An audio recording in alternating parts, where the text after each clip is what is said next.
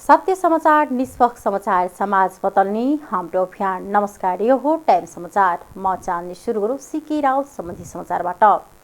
Doctor CK Raut नेतृत्वको जनमत पार्टीले मध्य प्रदेशका मुख्यमन्त्री लालबाबु राउतको राजीनामा माग गरेको छ। अख्तियार दुरुपयोग अनुसन्धान आयोगले साइकल खरिदमा भ्रष्टाचार भएको ठहर गर्दै विशेष अदालतमा मुद्दा दायर गरेपछि जनमत पार्टीले मुख्यमन्त्री राउतको राजीनामा माग गरेका हुन्। हामीले सुरुदेखि नै भन्दै आएका छौं, बेटी पढाओ बेटी बचाओ कार्यक्रममा व्यापक भ्रष्टाचार भएको छ। हाम्रो पार्टीको दबावले छानबिन प्रक्रिया सुरु भयो। सो पार्टीका नेता बीपी शाहले भने अख्तियारले छानबिन गर्दा नै मुख्यमन्त्री राउतले राजीनामा दिनुपर्ने थियो। त्यति बेला दिएन, तर अब विशेष अदालतमा मुद्दा नै दायर भएपछि नैतिकताको आधारमा मुख्यमन्त्रीले राजीनामा दिनुपर्छ। कर्मचारीलाई मात्र दोष दिएर मुख्यमन्त्री राउत जोगिन खोजेको आरोप जनमत पार्टीको छ।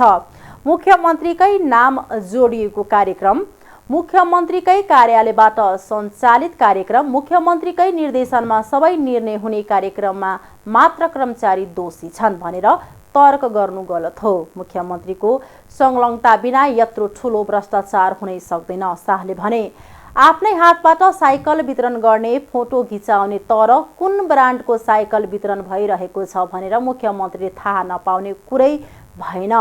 नेता शाहले भने मुख्यमन्त्री हुनुभन्दा पहिले लालबाबु राउत वीरगञ्ज महानगरपालिकाको कर्मचारी हुँदा पनि भ्रष्टाचारमा मुछिएका थिए। त्यति बेला नै राउतजीले भ्रष्टाचार कसरी गर्ने र कसरी जोग्ने भनेर तालिम लिनु भएको होला।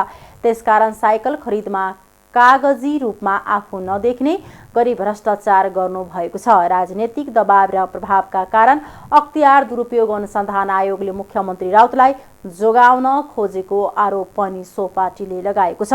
अख्तियार दुरुपयोग अनुसन्धान आयोग ठूला माछामाथि हात हाल्न डराउँछ भने कुरा नेपाली जनतालाई थाहा छ। त्यही भएर अख्तियारले पनि कर्मचारीमाथि मात्र मुद्दा दायर गरेको छ। मध्य प्रदेश सरकारले सञ्चालन गरेको बेटी पढाओ बेटी बचाओ कार्यक्रममा भ्रष्टाचार भएको निष्कर्ष निकाल्दै तत्कालीन प्रदेश सचिव सहित 10 जना विरुद्ध बुधबार अख्तियारले भ्रष्टाचार मुद्दा दायर गरेको थियो।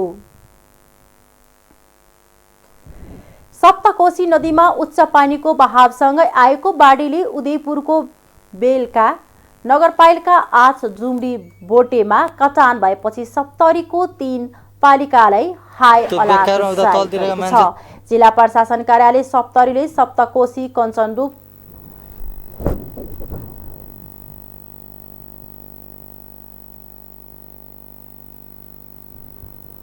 तथा हनुमाननगर कंकालनी नगरपालिकाको केही वडामा जोखिम बढेको भन्दै यस क्षेत्रका बासिन्दालाई सतर्कता अपनाउन आग्रह गरेको हो।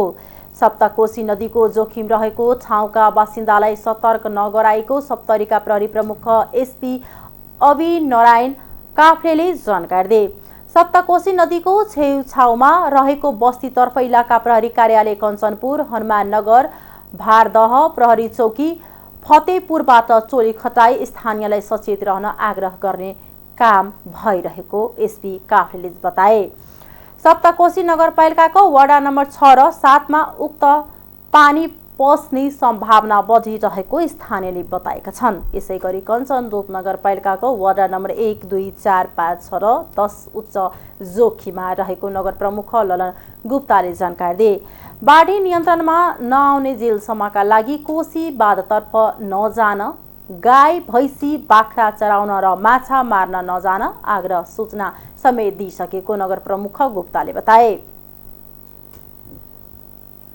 सर्लाहीमा हत्या आरोपमा 2 युवकलाई प्रहरीले पक्राउ गरेका छन्। जिल्लाको हरिपुर नगरपालिका 3 धनकौलका 18 वर्षीय अजय कुमार यादव र 19 वर्षीय कृष्ण भने विश्वजित यादवलाई पक्राउ गरेको जिल्ला प्रहरी कार्यालय सर्लाहीले जनाएको छ। श्रावण 13 गते बेलुकाबाट बेपत्ता भएका स्थानीय 19 वर्षीय सुशील राईको शव 16 गते बिहानको समयमा श्री राष्ट्रिय आधारभूत विद्यालय धनकौलको कम्पाउन्डको पश्चिमतर्फ रहेको पुरानो शौचालयको सेफ्टी ट्याङ्कीमा फेला परेको थियो। सुशीलको टाउको, कञ्चट, घाँटी तथा हात समेतमा धारिलो हतियार छिनो समेतले प्रहार गरी विभत्स हत्या गरिएको अवस्थामा शव फेला परेको थियो। यस घटनामा अनुसन्धानको क्रममा दुवै युवकलाई पक्राउ गरिएको सर्लाहीका प्रहरी प्रवक्ता प्रहरी नायब उपरीक्षक विजय यादवले जानकारी दिए। जिल्ला अदालतबाट कर्तव्य ज्यान मुद्दामा म्यादी थप अनुसन्धान भइरहेको उनले बताए।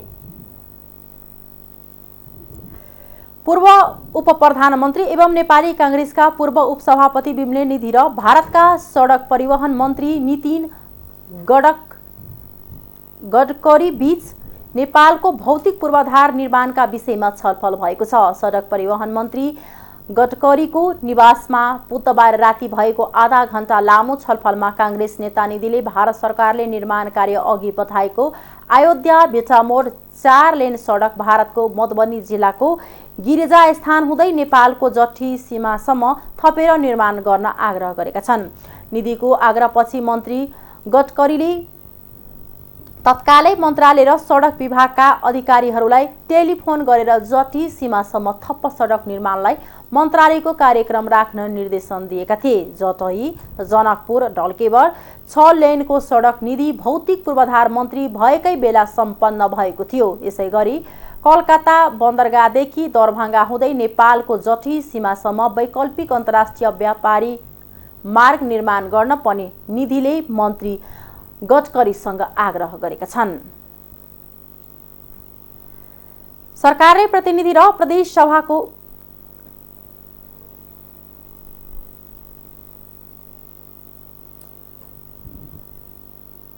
बालुवाटारमा बसेको मन्त्री परिषदको बैठकले मङ्सिर 4 गते देशभरै एक चरणमा चुनाव गर्ने निर्णय गरेको भूमि व्यवस्था सहकारी तथा गरिबी निवारण मन्त्री शशि श्रेष्ठले जानकारी दिनुभयो। सत्ता गठबन्धनको हिजो बुधबार बसेको बैठकले आउँदो मङ्सिर 4 गते प्रदेश र प्रतिनिधि सभा सदस्यको चुनाव एकै चरणमा गर्ने गरी सहमति जुटाएको थियो। यसैबीच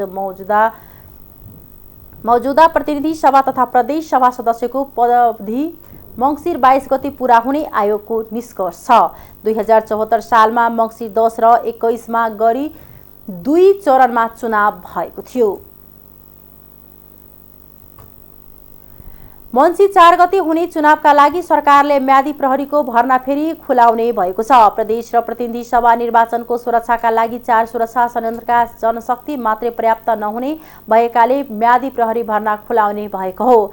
केन्द्रीय प्रहरी प्रवक्ता टेक प्रसाद राई भन्छन्, अब प्रदेश तथा प्रतिनिधि सभा निर्वाचनका लागि विशेष योजना बन्छ। त्यही अनुसार म्यादी प्रहरीको भर्ना खोलिन्छ। सुरक्षा योजनालाई केन्द्रीय सुरक्षा समितिले स्वीकृत गरेपछि लागू हुन्छ। चुनावमा नेपाल प्रहरी, म्यादी प्रहरी, सशस्त्र प्रहरी र नेपाली सेना गरी 4 घेराको सुरक्षा व्यवस्था रहन्छ। म्यादी प्रहरीले प्रहरीको प्रत्यक्ष हातमा रहेर काम गर्छ। स्थानीय तहको निर्वाचनमा 1 लाख म्यादी प्रहरी भर्ना गरिएको थियो। नेपाल प्रहरीले चाहिँ 1,19,000 म्यादी प्रहरी माग गरेको थियो। प्रहरी नायब महानिरीक्षक डिआइजी समेत रहेका प्रवक्ता राई भन्छन्, विगतमा स्थानीय तह निर्वाचनमा काम गरेकालाई नै प्राथमिकता दिएर म्यादी प्रहरीको भर्ना गर्ने प्रस्ताव लैजान्छौँ। उनका अनुसार विगतमा झै यसपालि पनि पूर्व सुरक्षाकर्मीहरूले पनि प्राथमिकता पाउनेछन्। मङ्सिरमा हुने संघीय र प्रदेश सभा चुनावमा 5 लाख नयाँ मतदाता थपिने भएका छन्। गत वैशाखमा भएको स्थानीय चुनावमा 1,77,33,723 जना मतदाता थिए। त्यसमा अब करिब 5 लाख नयाँ थपिनेछन्। निर्वाचन आयोगको पछिल्लो विवरण अनुसार असार 1 गतेदेखि सुरु भएको मतदाता नामावली सङ्कलनमा करिब 4.5 लाख जनाले नाम दर्ता गराएका छन्। पछिल्लो 2-3 दिन यताको अध्यावधिक विवरण नआएकाले त्यो संख्या अधिकतम 5 लाख पुग्ने निर्वाचन आयोगका प्रवक्ता शालिग्राम पौडेलले बताए। 6 महिना अघिसम्म मतदाता नामावली सङ्कलन भएकाले यो अवधिमा निकै थोरै मात्रै नयाँ नाम सङ्कलन भएको हो।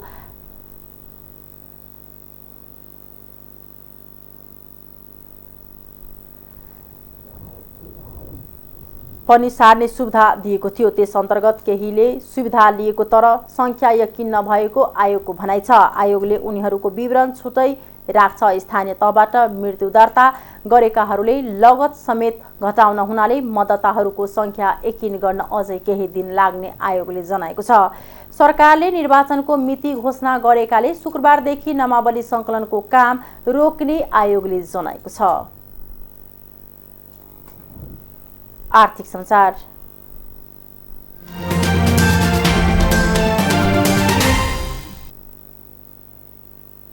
नेपाल राष्ट्रिय बैंकले कोरोना कालमा दिएको ऋण सम्बन्धी धेरैजसो सुविधा हटाएको छ। चालु आर्थिक वर्षको मौद्रिक नीति कार्यान्वयनको लागि निर्देशन जारी गर्दै राष्ट्रिय बैंकले कर्जाको पुनर्तालिकाकरण तथा पुनर्संरचना गर्न पाउने थप कर्जा लगायत कोरोना कालका सुविधा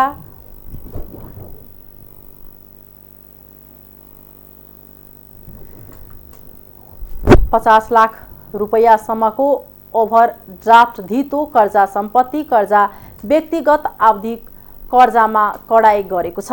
घर जग्गामा धितो राखी यस्तो नयाँ कर्जा प्रवाह गर्दा, कर्जा थप वा कर्जा नवीकरण गर्दा सुरक्षणको तुलनामा कर्जा रकमको अनुपात घट्ने व्यवस्था गरिएको छ। अब धितो राखिएको घर जग्गाको काठमाडौँको बजार मूल्यको 30% मात्रै र उपत्यका बाहिर 40% मात्रै ऋण दिन पाउनेछ। यसअघि यो अनुपात उपत्यकामा 40 र उपत्यका बाहिर 50% थियो। कृषि र उत्पादनमूलक क्षेत्रको कर्जामा भने सुविधा दिएको छ।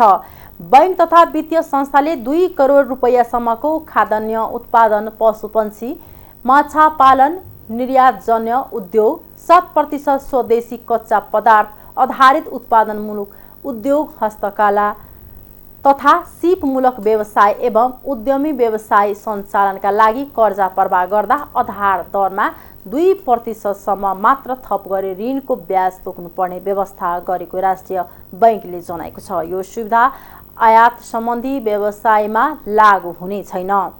यस्तै राष्ट्रिय बैंकले शेयर धितो कर्जाको तल्लो सीमा खारेज गरेको छ।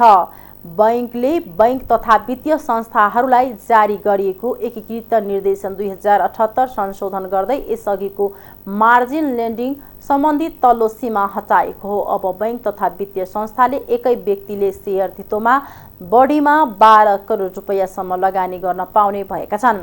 यसअघि नगद लाभांश वितरणमा कडाई गरेको राष्ट्रिय बैंकले अब बैंक तथा वित्तीय संस्थाले शेयर धनीलाई नगद लाभांश वितरणको बाटो खोलिदिएको छ। अन्तर्राष्ट्रिय समाचार।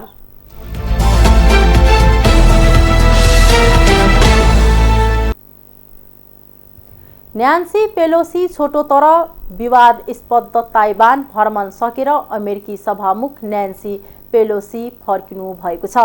25 वर्षमा ताइवान भ्रमण गरेकी सबैभन्दा वरिष्ठ अमेरिकी राजनीतिज्ञ पेलोसीले राजधानी ताइपेईमा शीर्ष नेताहरूसँग भेटवार्ता गर्नुभएको थियो। यो भ्रमणबाट चीन, ताइवान र चीन अमेरिका बीच विवाद बढेको छ। चीनले यसअघि नै पेलोसीको भ्रमणलाई लिएर विरोध जनाएको थियो। भ्रमणको प्रतिक्रिया स्वरूप चीनले ताइवानबाट 16 किलोमिटर मात्र टाढा रहेको समुद्रवर पर सैन्य अभ्यास घोषणा गरेको छ। आजदेखि सुरु हुने 5 दिन लामो अभ्यास विश्वका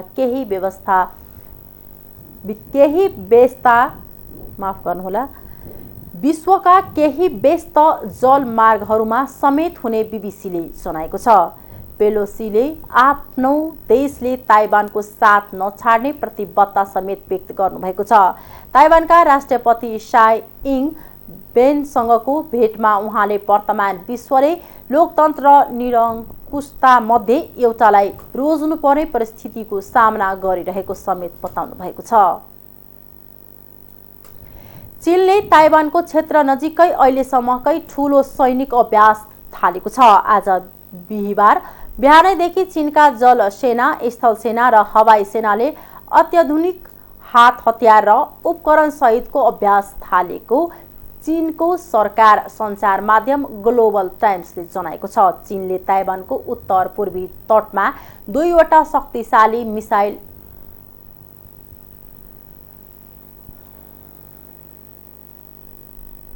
पनि प्रक्षेपण गरेको छ।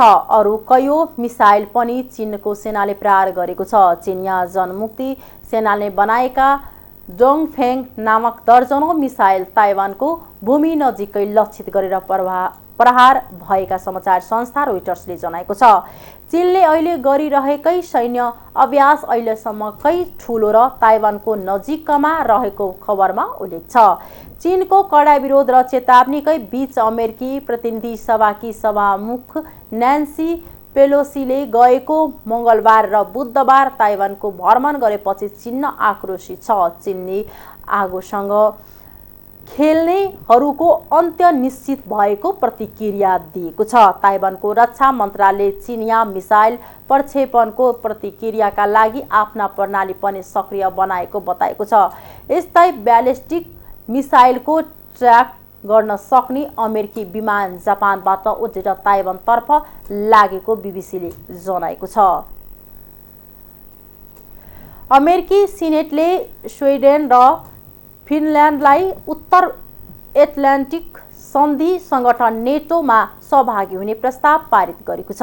दुई देशलाई नेटोमा प्रवेश गराउने पक्षमा सिनेटमा 95 सदस्यले मतदान गरेका थिए। प्रस्तावको विपक्षमा एक मात्र सदस्य रिपब्लिकन जोस हाउली रहनु भएको थियो। अमेरिकाले युरोपको सट्टा चीनको चुनौतीमा ध्यान केन्द्रित गर्नुपर्नेमा उहाँको जोड थियो। गएको फरवरी 24 मा रुसले युक्रेनमा आक्रमण सुरु गरेपछि नेटोमा सदस्यता थप्पको विषय गम्भीर बनेको छ। यसैबीच चीनले आजदेखि ताइवान आसपासका क्षेत्रमा सुरु गरेको सैन्य अभ्यासको G7 समूह देशका विदेश मन्त्रीले संयुक्त वक्तव्य निकालेर चीनको यो अभ्यासले अस्थिरताको जोखिम बढाएको प्रतिक्रिया दिएका छन्। G7 समूहमा Canada, France, Germany, Italy, Japan, बेलायत र अमेरिका छन्।